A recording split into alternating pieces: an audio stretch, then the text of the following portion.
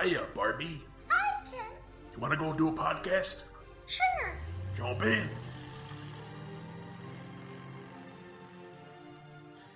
Ladies and gentlemen, mammoths and saber-toothed sloths of all ages, and everyone else, welcome to Binging Barbie. I'm your host, John, and with me I have my co-host. Jay, you're gonna have a family too someday. You're gonna be a nice person with low standards, no real options or sense of smell. It's gonna be great. Thanks, John. Yes. Anyway, this is a podcast about toy media franchises, 2000s nostalgia, and whatever else we want to talk about. And this week we're going to be talking about Ice Age, Dawn of the Dinosaurs. Yeah. I forget what your history with this one is. Is this one of the ones that you saw while these were coming Yes. out? This is the first of the Ice Age films that I went to see in theaters when it came out. Very exciting times. I remember like this I don't know, the cardboard stands that they'd have Yeah. in the auditorium, and it was like the dinosaur's mouth and like Buck and the characters and such. It was an interesting time. It was fun at the time for sure. Yes. Yeah, I think I must have seen like teasers or something for this Mm. around that time. Because this was when I was going to the theater a little more often around this era. Yeah, what else? What else came out in 2009? I guess Up is the Pixar movie. I know. I think Bolt maybe as well. I know in my country. 2008. Okay.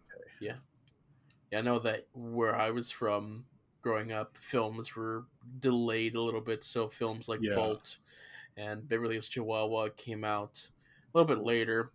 Even specifically Bridge to Terabithia, which came out roughly around 2006, 2007, didn't come out until 2009 when we already owned the DVD. So,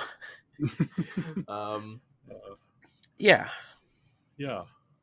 Well, yeah, this was released July 1st, 2009, directed by Carlos Saldana, once again, returning from the last one. Written by Michael Berg and Peter Ackerman, who are returning from previous entries, as well as Mike Rice and Yoni Brenner and Jason Carter Eaton, who did the story. Yeah. Rice wrote and show ran for The Simpsons and created the show The Critic. Mm-hmm, and also did some touch-ups on the first Ice Age movie. So okay. Already had sort of a history with the franchise. Brenner is a writer who has mainly worked on the Ice Age franchise, starting with this one and doing some of the shorts. And then Eaton is actually a picture book writer, so not entirely sure how he got put on this project or what his contributions all were, but coming in, he was specifically as a story credit. So not necessarily doing the actual writing of dialogue and things, but more just the general outline of stuff. Yeah. Music once again by John Powell. All right. Well, our story that follows our amazing protagonist of Scrat.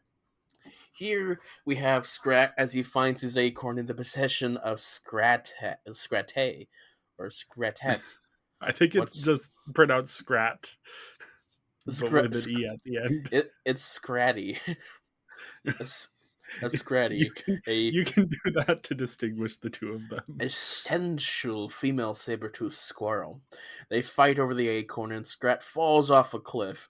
And sometime later, Scrat is picked up by a trio of baby dinosaurs who have been quote-unquote adopted by Sid. Ellie is pregnant and Manny devotes all of his time to preparing for the baby. And feeling left out, Sid took the 3 T-Rex eggs that had seemingly been abandoned out of the ice, and the dinosaur babies use Scrat as a ball until he attacks Sid. Scrat comes across Scrate and the acorn again, and they fall into a tar pit, getting caught in bubbles that rise into the air. Scrat gets the acorn, but his bubble pops and he plummets through the ice down into the hollow earth, a land where dinosaurs still live, including a particularly angry T-Rex mother whose eggs have gone missing. Covered in tar, Scrat gets stuck to a tree, and he uses tar to stick the acorn to himself, but Scratty shows up and rips it off him very painfully. His screams are heard by Manny, Diego, and the rest of the crew, and they have made their way underground to rescue Sid, unfortunately, who was kidnapped by the T-Rex whose kids he kidnapped, and they're being guided through Hollow Earth by Buck Wild, a weasel who lives there with the particular set of skills and memory trauma. Anyway, Scrat and Scratty continue to fight over the acorn, almost falling into a river of lava. But Scrat saves Scratty, and the two fall in love, somewhat unintentionally, leaving behind the acorn. And the two find a tree and start building their home together. But Scrat, tired of moving a couch, sees his acorn out the window and decides to go for it. But Scratty sees him leave and fights with him over the acorn. A geyser shoots them into the air. Scrat lets Scratty fall, breaking through the ice with his acorn. And as he taunts Scratty, a chunk of ice falls on him, knocking his acorn back down to where Scratty is waiting. Also, the crew finds Sid. Ellie gives birth to a daughter, and Buck gets to fight a ginormous dinosaur, which he has a rivalry. Yes. Yeah. Yes. They're definitely starting to see the divergence of the Scrat stuff from the rest of the plot here. Yeah. At a certain point, they stop interacting at all. Mm-hmm. Yeah, this one you definitely feel it for sure. Yeah, this is an adventure. We have to find the friend movie. That feels like a common sequel thing for animated kids films. It feels a lot. It kind of feels a lot like Journey to the Center of the Earth. They came out around this time with Brendan Fraser. Oh yeah. So they go to the center of the earth to find their long lost brother or something. So yeah, I haven't seen that in many years. Yes, here they're looking for Sid. Unfortunately. So yeah. It feels like a bit of a step back narratively from the last movie. The stakes are just so much lower, but not in a way that it doesn't feel more focused. It just feels a little, I don't know. It's all a little convenient. A lot of things are all over the place, and they don't always get fully settled properly. This is more prominently known with Diego, and we'll get into Diego later. But yeah, he has a quote unquote arc, I guess. And then you have Sid with his very gangster ways in this film. Of course, you got Scrat, and then the other characters doing what the other characters do. So yeah. It's hard to get invested in the plot itself when your conflict is involving Sid and trying to save Sid. And if you don't really care for Sid, it's just, Yeah. There isn't that sense of immediate danger, honestly, at all. Because once it's clear that the T-Rex mom isn't going to kill Sid, he's not in immediate danger. And at no point is it you could see the beast is stalking them and that's the danger. But at no point does Sid interact with Rudy until the end of the film. Until then, it's just, I mean, his big moment when he is in the most danger is his own clumsiness leading him to fall into lava. Yeah. His own clumsiness and just his own, I guess, stupidity or just violent nature. Yeah. This is a weird film for Sid. Yeah, for sure. It's weird after how present the danger was in the last movie that we're constantly cutting back to the ice wall melting away and the water starting to seep in. I guess here the danger's just supposed to be that the Hollow Earth in general is dangerous, because like the Yeah, plants will kill you, the animals will kill you, the laughing gas will kill you, everything. But but it always the threats feel so separate from each other yeah, yeah, and surmountable within one scene. And we don't see Sid surmount any of them. It's always the other characters. mhm, So just yeah. yeah. Once again, this film doesn't have a particular villain, which Yeah. I I do like. I I don't think Ice Age really needs villains at all, because it's like, man, you're dealing with these animals surviving the nature changing around them. So why do we need contemporary villains? So, Yeah. but even still, this one, Yeah, the sense of I guess it's a kids movie, but the sense of danger never hit for me the way it did the last one, even though we're in this new world that's supposed to be even more dangerous. I was just thinking of because elements of this reminded me of this is a recent show. I don't know if you ever watched or even heard of it. Scavenger's Reign. It was I on HBO yeah, Max. I think it's now on Netflix.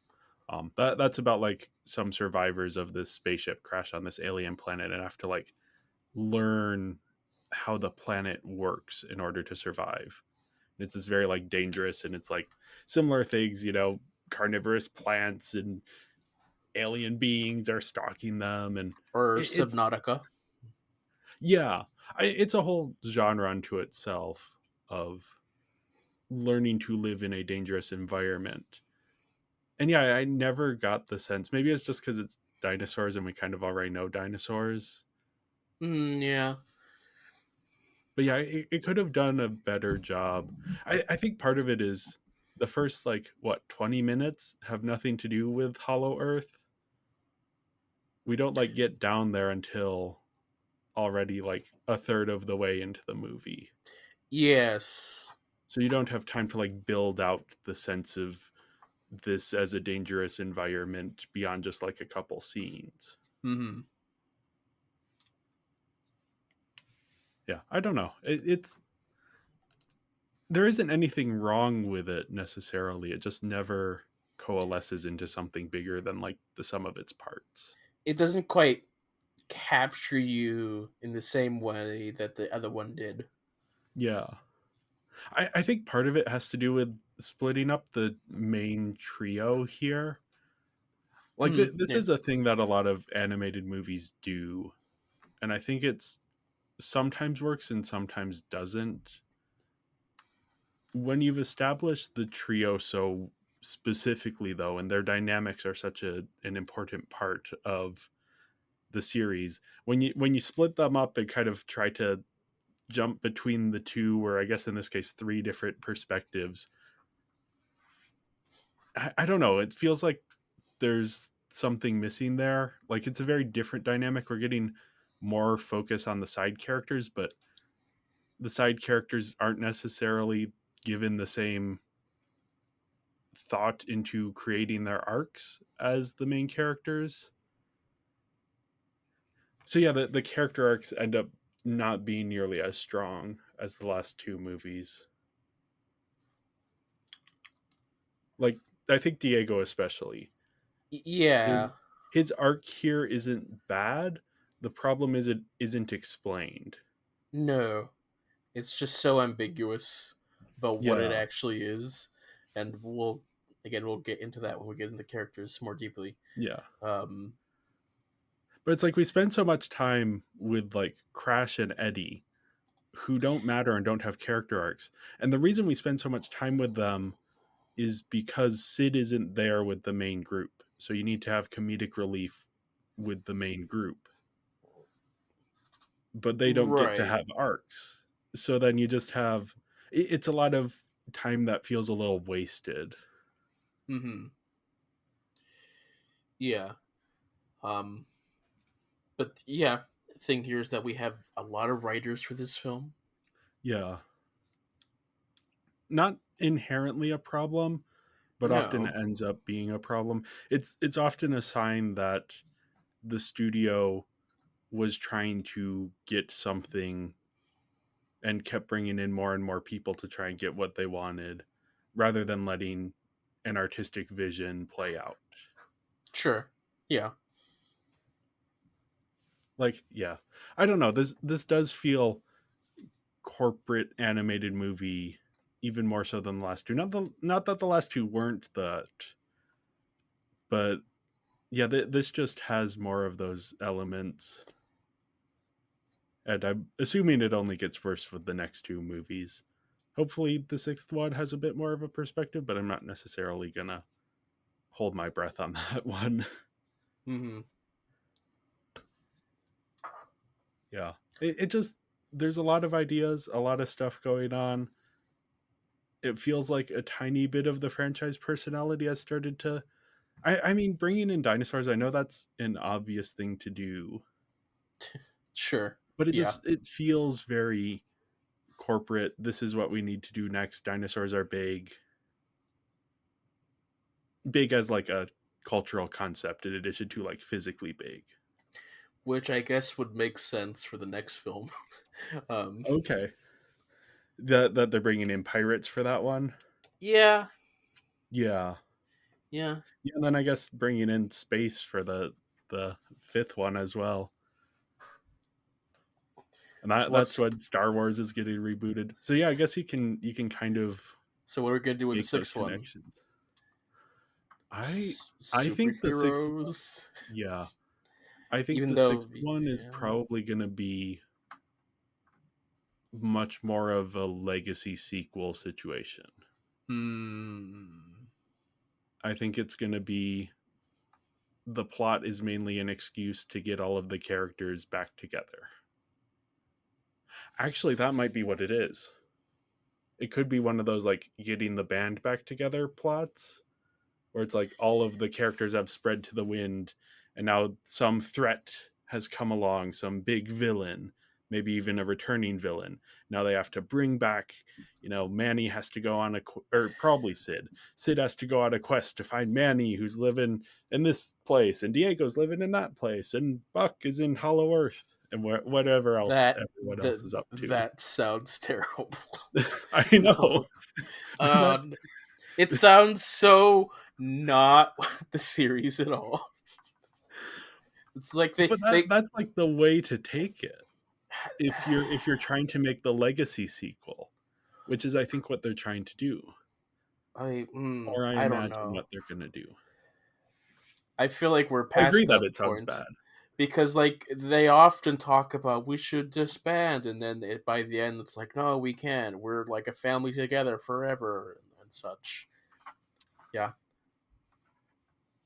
I think because the thing with the legacy sequel is when you bring back a fan favorite character, it has to feel like a big moment. You don't get that if you start the movie and all three of them are in the same place. You get that if they've split up, the band has gone their own separate directions, and then now Sid has to go and find every member. Then you get, oh, what's that? What's that in the distance? Oh, it's Manny, and the audience goes crazy, and it's terrible storytelling, but the audience loves it because that's Manny from Ice Age. Hmm. I don't know. I don't know if it's been long enough since that because Disney Plus released a couple things for Ice Age, so I think they're banking on people who saw the first two or three and then disengaged with the franchise coming back for this one. That would be my guess. In the same way that, like, I'm guessing that's what the new Shrek is going to be doing, where it's going to be less a fifth Shrek movie and more a legacy sequel to the first two or three Shrek movies. sure. Yeah. I wonder where Shrek's other children are. uh, yeah, who knows? Who knows? I have no expectations for the sixth Ice Age movie to be anything but the worst version it could possibly be of the legacy sequel thing. Maybe it'll be good, but I don't I mean, necessarily hold out hope for that. I imagine that it will probably be a lot more Disneyfied and restricted in some elements. Yeah, I don't know. Yeah. I don't think that will be a Disney thing. I think that will be a general trend in kids animation thing. Hmm. Because I think it seems like kids movies recently, maybe I just don't watch enough kids movies of recent, but they are getting a little less suggestive. I mm, I feel that's sort of the opposite Okay. for like non-Disney films. For non-Disney. Are it's like the they're starting to get away with like more things and pushing it, maybe not in the same way of like the subtleness, but like the more obvious things, like their references are a little bit more Yeah. obvious, like to the point where the last Puss in Boots, like they just bleeped out curse words, so you're just like, oh, the actors will just say it, we'll bleep it out, and we're just Okay. supposed to make sense that that's like a logical thing, but Yeah. hmm. Yeah. I was thinking more of the like, I guess this Ice Age movie is a little bit different in how much it leans on the suggestive humor. Yeah, especially with Scrate. Yeah. Yeah. Mm. It's it's interesting that the direction they take. And I don't think they would have even tried that today, regardless of if they were owned by Disney or not. I think there's just too much awareness of that. Yeah. I think in general the genre has been, or the medium of kids animation has actually been moving more towards like more complex and nuanced storytelling, at least in stuff like Puss in Boots, The Last Wish, or that kind of, even with Disney, like Moana having the way they treat that villain, then that kind of becoming a trend for more Disney movies. But yeah, I don't know how Ice Age will fit into that. Mm-hmm. I don't particularly have a, I don't care if Ice Age 6 is good. It would be nice if it is, because I'm guessing we're going to be watching it for this podcast. So Yeah. uh, Unfortunately, sure. Yeah. yeah, Another one to add to our list. I will not be heartbroken if it is not good, because I don't have love for this franchise the way some people do. My love has it's a distant memory. Yeah, especially for this film. I was surprised that the things that I enjoyed the most are just didn't have anything going on for me this time around. I was like, oh, Okay. okay. Are you a dinosaur person? Uh, Not specifically. I Okay. like some. Well, sometimes I like the first Jurassic Park films. I know that I was very much into the dinosaurs when I was younger, but I don't. Just because you add dinosaurs doesn't mean like I'm 100% into it. You know. Yeah, yeah. Yeah, I wasn't ever a dinosaur kid. I was more of a space kid.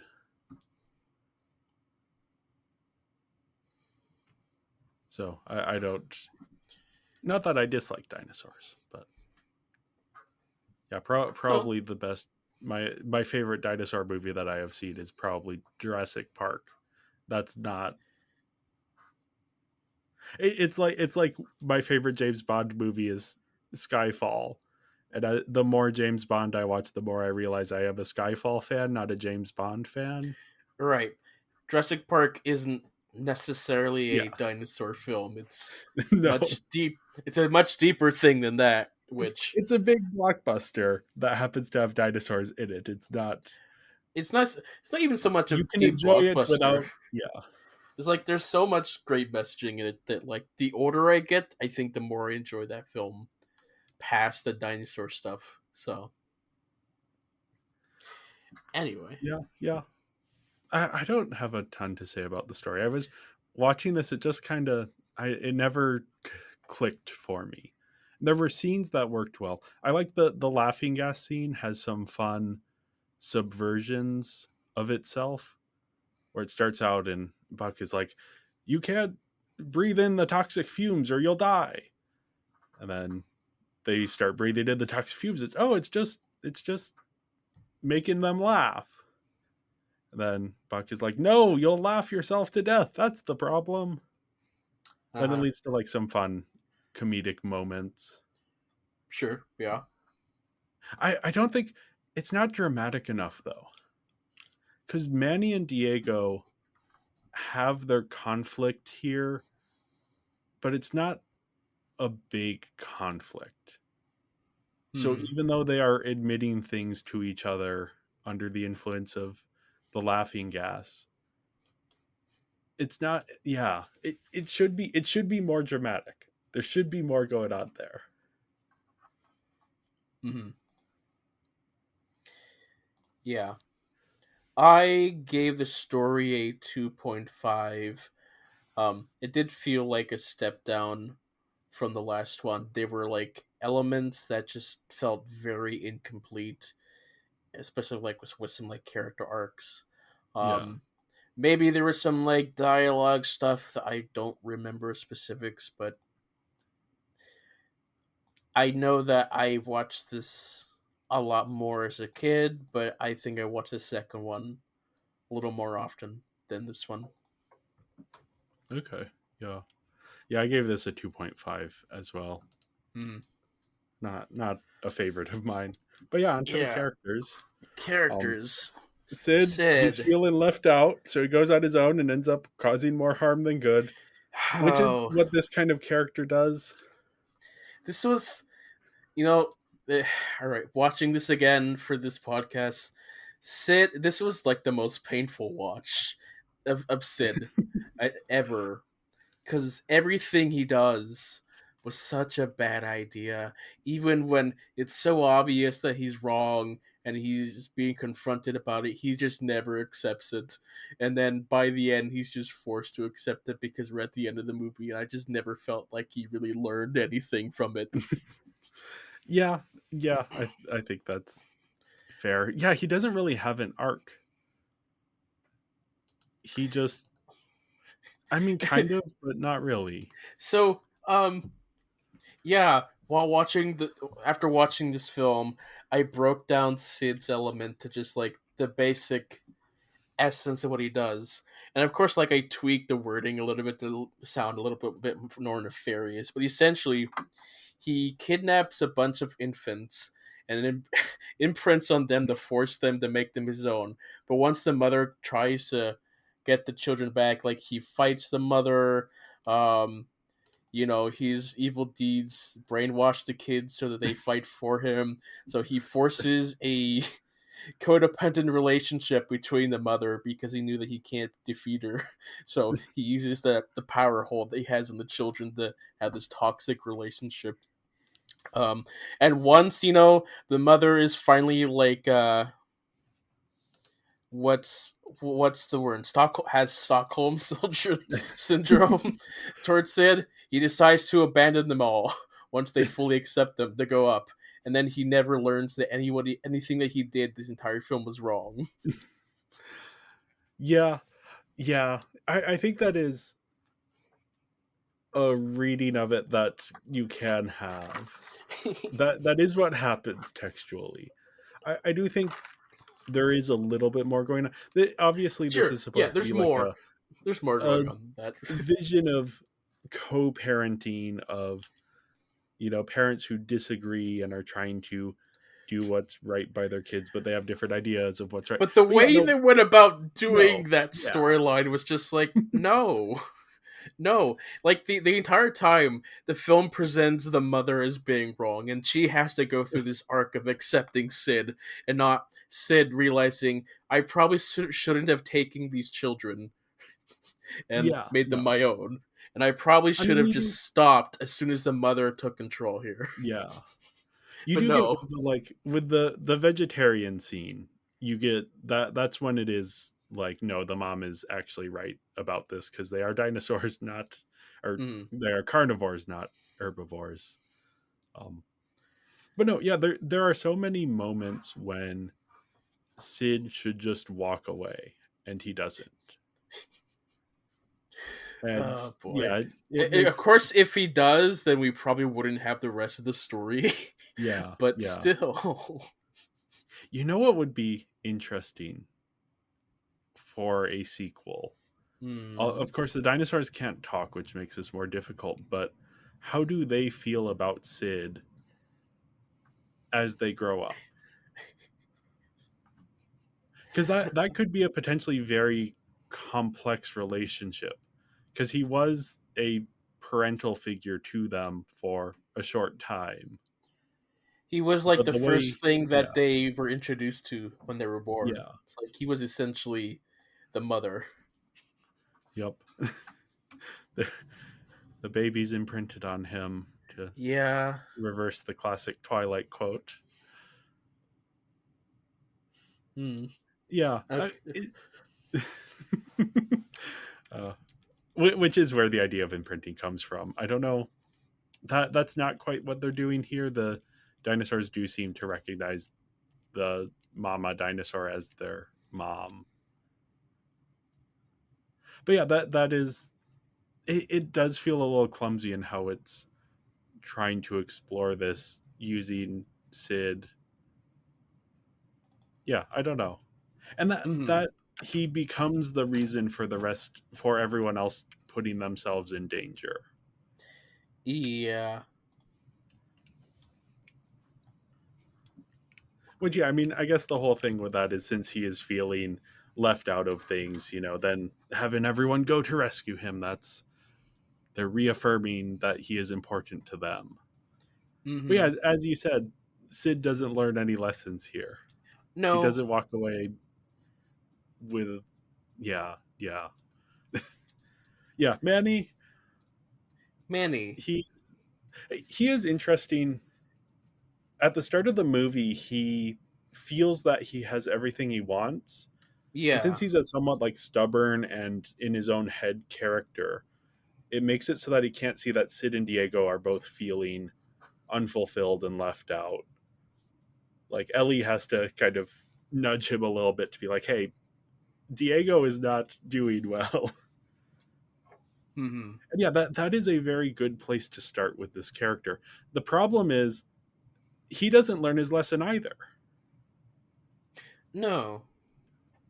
His arc becomes about is more about becoming a parent than about realizing how he has been sidelining his friends. Yeah, which for me, it was really weird watching that. This was like, this is kind of what I was alluding to when I was saying, Yeah. like, they kind of start to forget that Manny had a family before. Because here, it's like, oh, he's freaking out about becoming a parent, and like, a lot of what he's doing feels like he's never been a parent before, when I feel like he probably, um, you know should feel a little should feel a little I more yeah. confident. But I feel like his fears should be less about he's becoming a parent, but more so, I don't want the same thing to happen to my last family Yeah. to happen again. But that's not how they present it in this film. I definitely felt that like in between what he's saying.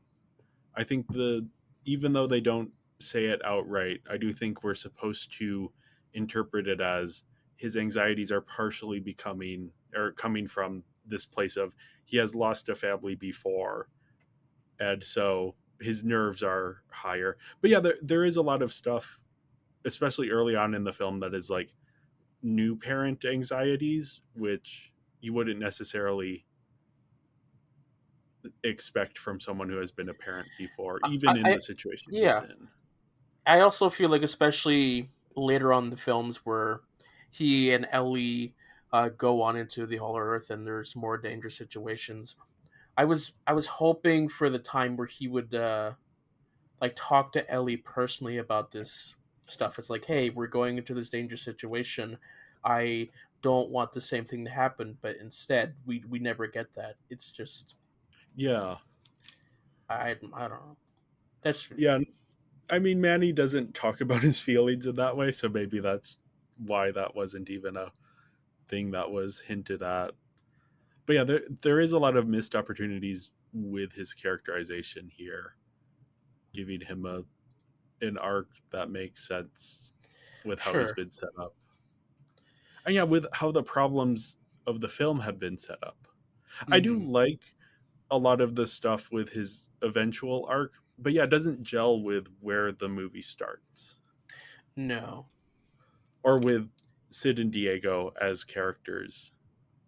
It's an example of widening the scope of things, kind of undercutting everyone's individual arcs, because now we have to also have Manny can't just have an arc of learning to value his friends. Now he also has to have this new parent learning to be a parent arc.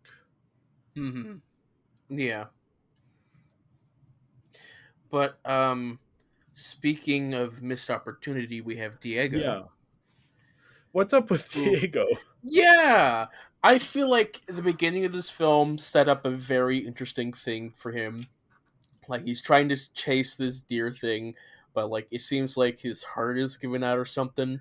Yeah. He's like not as strong as he was before. And then, you know, by the end of the film, he's like, you know what? I don't have any health problems, and now I'm like better than ever. And then we Yeah. never learned what happened. And I guess the film is trying to say all of this is just him feeling left out or not needed, but I don't know. Yeah, it feels like an abandoned plot thread that maybe was going in a different direction until later on in the process, where they decided actually instead of having it be like a health issue thing, it's just going to be a sense of unfulfillment that is leading to this. Yeah. It's I mean the problem is they're just so nebulous about what it is, and the way it is coded visually feels like it's a health issue, because you hear his heart beating and his vision starts to go blurry. So it doesn't seem like he's lost his edge, but that's how we're supposed to Yeah. interpret it, is that he's lost his edge. Yeah. I don't know.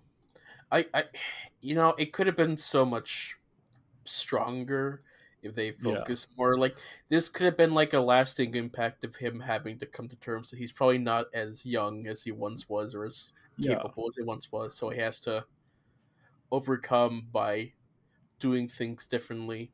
But no, it's like, okay, well, now I'm gonna snap out of this thing, and then we're never going to address this problem I once had in any of the other films.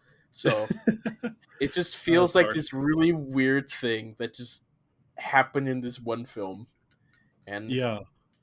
yeah, The other like, thing they're trying to do with his character is this arc of he wants to go off on his own because he's feeling domestic life isn't for him, or that's at least how he thinks. And then through this adventure and seeing how Buck lives on his own kind of makes him reappreciate what he has, which is a good arc. It just isn't built out because we also have other stuff going on with him, and because that stuff is not well defined. there there's just a bit of a disconnect with what the movie is trying to do with his character and with his arc. yeah. Which for me, ultimately, by the end of the film, it just really felt like the whole thing going on with him was just there to add like a few extra minutes of drama. Yeah. So, yeah. Yeah. Ellie, Ellie, she's the only competent and smart person in this entire series besides maybe Diego. yeah, I like that she is, because I think often when you have the girl character get added, she can be a bit of like a know-it-all, a bit of a like, or even like a killjoy type character of like, oh, the boys are having their fun and then the girl comes along. I think they mm. do a really good job of not falling into that with Ellie. it's Like she So what's interesting is that none of the other characters are like, "Oh no, Sid's been captured. Well, I guess that's it for Sid." Ellie's the only one who's like, "All right, let's go save Sid." Yeah, and I like that here because I don't know. I love the trope of anytime there are pregnant women in movies who are the ones leading the charge and going into the adventure. I don't love that trope. Okay, Um, I it's the think it's a pregnant fun part. subversion. No, I don't feel comfortable with that. But anyway, I get why the trope is what it is, but Yeah, I don't like it personally. yeah. I like it because like she definitely should not be going on this adventure, but at the same time, like that's her decision to make, and she makes Yeah. that decision. Yeah, I I, I enjoyed that, and that she is the competent one who is thinking of things and understanding things, and not just like smart in terms of knowing what to do, but also emotionally intelligent and knowing how to manage the various personalities she is stuck with. Yeah, she's just a very competent character, but not in a way that feels overbearing, in a way that a lot of animated movies will try to have it, Right. Yeah. or kids movies in general, like the Hermione in Harry Potter. It's like, it's Leviosa, not Leviosa. You never get those moments with Ellie, and I Hmm. appreciate that.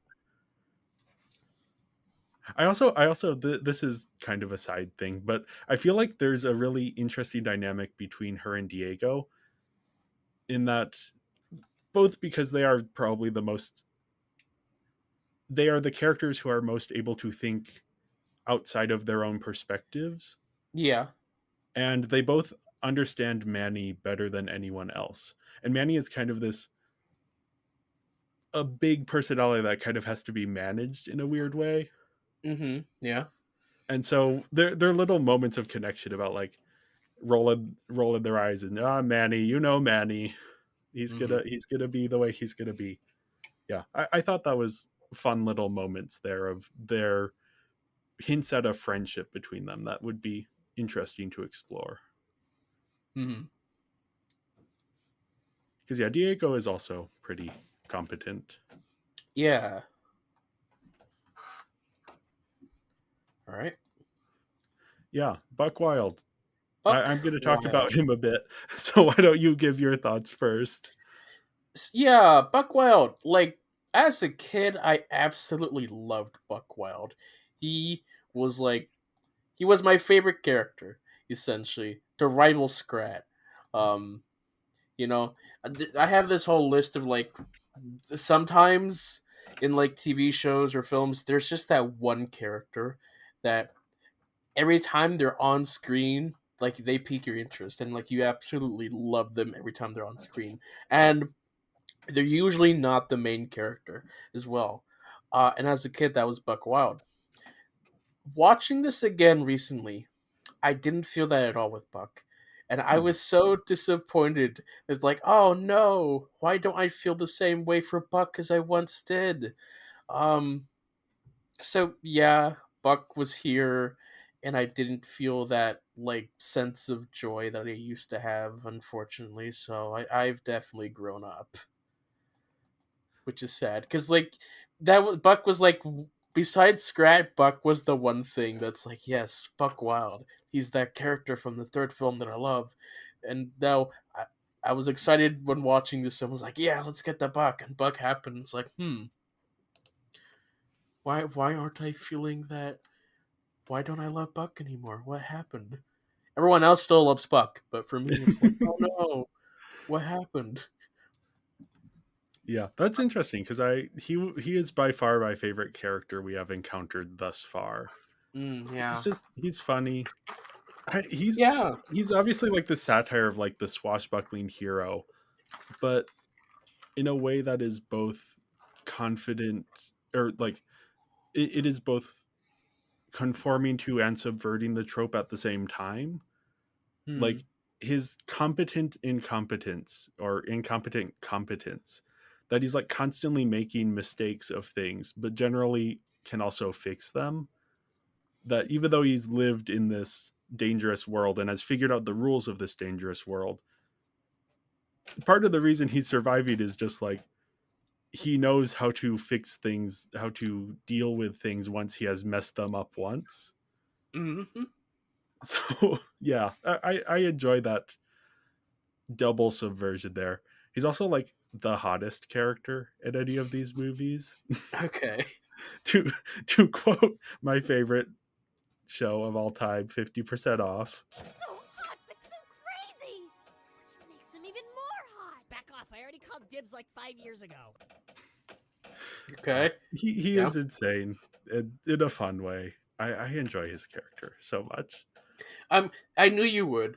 I knew you knew would. I would, yes. Yeah. I mean, I definitely enjoyed this character when I was still into the series. I envy you. I envy you. Yeah, we'll see. I know he shows up in a couple upcoming ones, so we'll see how I feel about him. Because I think part of it is you need to hit the right balance with the writing for this character to work. Mm-hmm. Yeah. You need him to be both less competent than he projects himself to be, but more competent than any of the other characters are, at least in confronting this world. Right.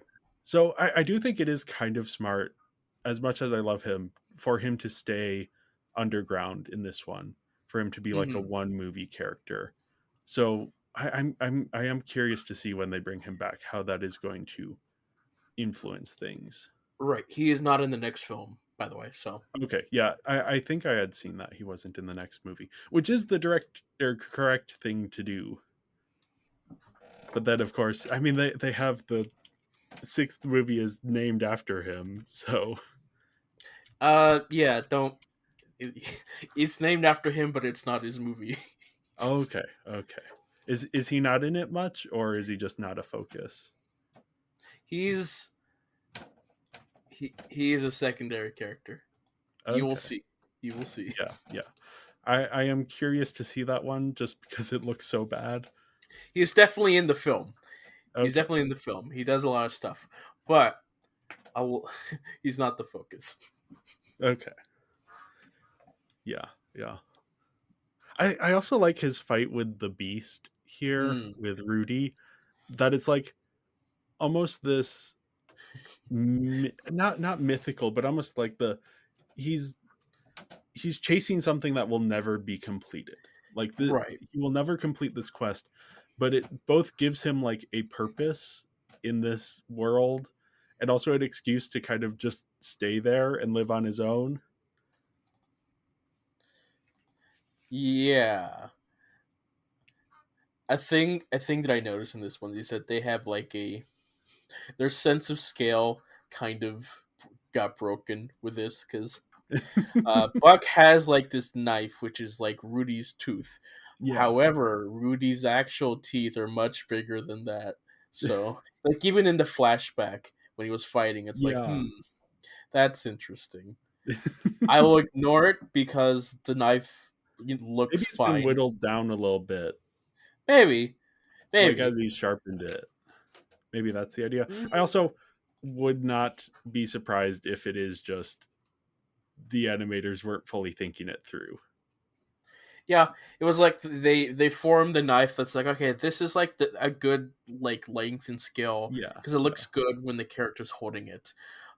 Compared to the actual true size, it's like, okay. It's like how in Return of the King, the Witch King of Angmor has like his humongous mace. How like they kept having like to increase the scale to make it seem like huge and powerful and ridiculous. That sort of Yeah. thing. Anyway, Yeah. that's not here and there. That's just like an observation. I have no qualms with it. Yeah. Yep. I just like Buck. Anything with him, any scene with him in it. I like the way they go about his insanity. It's just fun to watch. Yes, it was for me. No more. No I'm more. too old. That is gone. I guess I just have to get older and see now before it's like, yes, Buck, you've returned to me, Buck. I once Oh. lost love. I am surprised that there isn't more shipping of Buck and Diego. Interesting. I think it's just Diego is too much, or like, I don't know if people who are old enough to be writing or drawing that kind of stuff have seen or care about the third one. But that feels I to me like in the like 2014 Tumblr world, those are the two characters you would ship. I feel like though it's because he was just shipped so often with Sid for some reason. Oh, I don't. Diego? Yeah, Yeah. I think so. I don't understand that at all. I Things know like they interact, but it's the first film. I think is the reason why. I yeah, yeah. don't. Whatever. Well, yeah, that's why I'm wondering if it is like the first film is the one that more people have go back to. Yeah. But Why yeah, are we talking about these degenerate stuff anyway? Crash and Eddie. Yeah, they just kind of take time away from everyone else's character arcs. Unfortunately, yeah. Yeah, knowing that there's going to be a movie that is at least in part them hanging out with Buck, like that sounds like an interesting character mix to me. But it also sounds like it could very easily go very wrong, and it sounds like that's what it actually did. Mm-hmm. But yeah, anyway, that's neither here nor there. I don't have Yeah. anything else to say about them. The baby Yeah. dinosaurs, they're cute. They don't Yeah. have any character traits. Yeah. I like the dynamic between them and Sid and their mom in the like vegetarian versus meat debate. Yeah. Yeah. T-Rex mom is also here. I like that she Yeah. can't talk. I think that makes her more interesting of a figure. Good. Yeah. She's T-Rex. Yeah, she learns to like Sid. I don't know why, but apparently she does. And then yeah, Yeah. Rudy is the antagonist. Again, I like that he doesn't talk. I like that he is a presence, not a character. Mm-hmm. Yeah. And he's not really the main villain as well. He's just like this background obstacle that. Yeah. And they don't even like fully show him until the end. And I was Mm, expecting it to be they aren't fully showing him and then he shows up and he looks like silly. okay. But no, he is actually intimidating. But yeah, the Yeah. characters. Characters. I gave the characters a 3 just for Buck. Yeah, I know. And I Ellie, gave and Ellie. characters a 2.5 because I felt like a lot of characters had incomplete arcs or just were like a step back from other stuff. Yeah. You know, you could make a cut of this movie that is just like cut Sid out from the movie. Leave those scenes to the side. And maybe tighten up a little bit of the other stuff. And it would be a better movie. So, are we talking about cut out Sid scenes, the characters go on an adventure? We never see Sid have his interaction with the other dinosaurs, and then we meet up with him again, and like things are chill. It's like, oh, surprisingly, things Or are chill even with just him. like Sid gets kidnapped and then we don't see him again until the end of the movie. Right. But like Sid for this film was our main segue to like Scrat. Yeah. So maybe I just need to look up a compilation of Buck Wild scenes in Ice Age Dawn of the Dinosaurs on YouTube. That's probably yes. the version of this movie that works best for me. Yeah, this one His specifically. and Scrat. Yeah, I guess we did talk about Scrat. We need to talk about Scrat. This isn't his strongest appearance, but here he gets into a toxic relationship.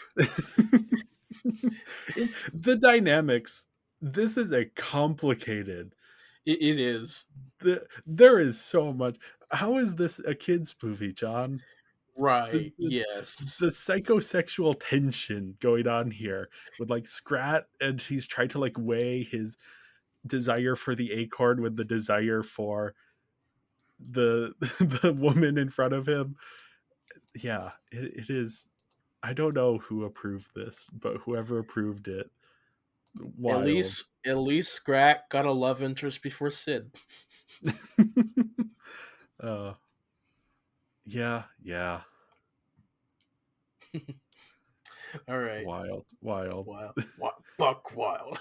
Uh, And she is like an interesting femme fatale type character as well. She's also a flying squirrel. So Yeah, I was wondering, is she like a separate type of squirrel, or is that just like what the girl squirrels could do within the saber-toothed squirrel yeah, maybe. thing? Hmm. I don't think anyone has given that any thought at all. Hmm. But yeah, animation Animation. still an improvement. Yeah. It isn't as much of like a jump up as the last one was. Nope. But again, Just we're like small stuff here and yeah. there. Sid, though, I think had like a color change, a slight like Yeah. color change, Yeah, a little bit more dynamic colors maybe. a little more green. I think he's Yeah. supposed to be. No, it was a little jarring. It's like, huh, Sid, you look slightly off. Maybe that's just as sloths get older, they change color. I don't know. Yeah, no, it's interesting. This is the jump in quality between the first two. That's just like that is when there's a whole lot of rapid improvement in CG animation. Yep. And they're figuring out things like fur and lighting and all of these things. Whereas, yeah, between 2006 and 2009, they're still making these giant leaps forward, but they're less apparent. Right. I did notice, since I pointed out in the last one that tree shadows were maybe a little bit too complex for what they were doing. In this one, they do actually have tree shadows on the characters, so we do have more complex lighting. They also figured out how to do backgrounds. Yeah. Like, I liked the backgrounds in the last movie, but they were still there was something slightly different about. They looked like a different style than the foregrounds. Like you had the CG stuff in the foregrounds, and then the backgrounds were maybe a little bit more. I don't know if they were painted or if they were like 2D painted or if they were just CG that was made to look like that. But here, no, it is consistent with the rest of the style. I guess at this point, was this one released in 3D? I think it was. I I might have seen it in 3D. I don't remember. Yeah, I have It to was. imagine that it was because this is Yeah. when 3D was especially big. So yeah, I enjoyed the backgrounds. I think we have reached the point where that is no longer going to be an issue of Mm-hmm. making the backgrounds look good the way it was in the first movie. Yeah, I was especially noticing this one, like the character movement. Now Scrat has always had like a very dynamic way he moves. I think the way you talk about like him being a Looney Tunes character and Oh having yeah. a slightly less rigid movement structure, and it just makes him fun to watch. But then we also get Buck Wild here, who also gets a lot of very like dynamic and fluid, and when he like twists his body all up and then unleashes. Yeah, it's cartoony parentheses complimentary. Right. Yeah. And yeah, it honestly does make like the main trio feel a little less dynamic in their animation. They feel a little stiff compared to, especially like when it was Scrat and he's off on his in his side adventures. It's less noticeable. Whereas now that it is a character who is interacting with them directly, it's like, oh wow, Yeah. there is a stark difference between how Buck is being animated and how everyone else is being animated. Yeah. Yeah. I don't have much to say about that. I gave the visuals a 4 out of 5. I gave it a 3.4, which is a slight improvement. Yeah, voice acting, a lot of the same Performance, people. yeah. Yeah, Kristen Wiig for like one voice for some reason. Yeah, yeah. We We got also have Bill Hader, Hader, Jane Lynn. So yeah, some big names. Frank Welker Frank Welker. Yeah. doing dinosaur noises. Mm. Yeah, I think the big addition here is Simon Pegg. He is a Simon lot of Pegg. Buck. Yeah, This his voice. I was not expecting that voice for this character, but it fits so well. right. This might have been my introduction to Simon Pegg, maybe. Okay. Yeah, because he's not in a lot of kid stuff. I Right. guess he's in some. I was probably like aware of him from seeing like a trailer to like Shaun of the Dead or his other stuff, but like this is like the first film where I saw him, and then later down the road when I actually started watching stuff that he was in, I looked him up. It's like, oh, he's Buck Wild. Oh, that's so cool. Yeah, Yep. yeah. Yeah, I like seeing Simon Pegg and stuff. Yeah, he is very good. Yes. And he gives a really good performance here. And I am, if they're bringing him back, I am excited to see Simon Pegg come back Oh and yeah. do things with this character. Oh yeah. He's consistent. He's the one returning cast member for Buck Wild. I had heard that. Yes. Yeah. I gave the voice acting here a 3.5 out of 5, which is what I gave the last movie. I don't have any complaints.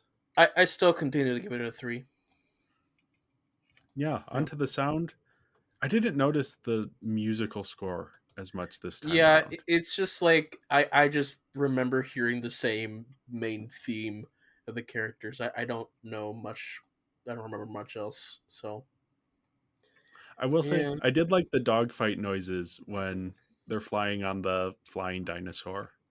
I thought those were kind of fun. Obviously anachronistic, but it was a fun little touch. Sure. Those are things that I just subtly ignore. So okay. Yeah, I gave the sound a 3.5. I give it a 3.3. Yeah. Which leaves me with a total score of 14.7, which is a 58.8% or a 2.945-star rating. Yep, and my score is a 16.5 out of 25, which is a 66% or a 3.3 out of 5 stars. Yes. This is the last Ice Age that I can enjoy / tolerate. Because after this point, I'm not on board. After this point. Yes. Even though all the other characters are on board ships, I am not. Yeah, I am curious to see these, but I'm not necessarily excited for the next couple or next 3, I guess. Next 3, yeah. Or so. We're halfway there. We're halfway there. We're halfway there. Yes. Living on a prayer. Yeah, it's all downhill from here. But anyway, thank you everyone for listening, and make sure to follow us on social media. We're Binging Barbie Podcast on Instagram and Tumblr, Binging Barbie on Serialized and other stuff, and Binging Barbie, a Barbie movie podcast on Letterboxd. And if you enjoyed this episode, make sure to leave a 5-star review. Go join our Patreon at patreon.com/Binging Barbie Podcast. And we'll be back next week to talk about Ice Age Continental Drift. And until then, remember, eating kids is not a discipline issue. Bye, Barbie. Right.